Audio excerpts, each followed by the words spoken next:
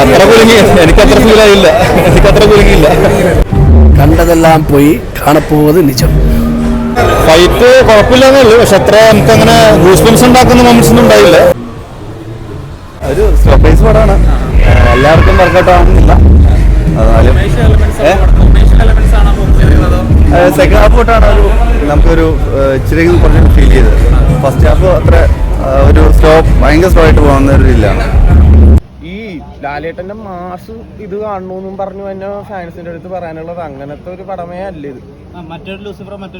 ലൂസിഫറോ പുലിമുരുകനോ അങ്ങനത്തെ ഒന്നുമല്ല. ഇപ്പൊ ലാലേട്ടൻ്റെ ഒരു മാസ് കാണാൻ അവിടെ കുറച്ച് ഡിപ്പുണ്ട്. കാരണം പക്ക ഒരു വാർ സീക്വൻസ് ഉണ്ട്, 2-3 ആക്ഷൻസ് ഉണ്ട്. പക്ഷെ അതുപോലും ഒരു ക്ലാസിക് എടുത്ത് വെച്ചാണ്. നല്ല പടമാണ്, നല്ല രസമാണ്. പക്ഷേ നമ്മള് ഒരു LJP പടത്തിന്റെ ഒരു എക്സ്പെക്ടേഷൻ വെച്ച് കണ്ടാൽ മതി.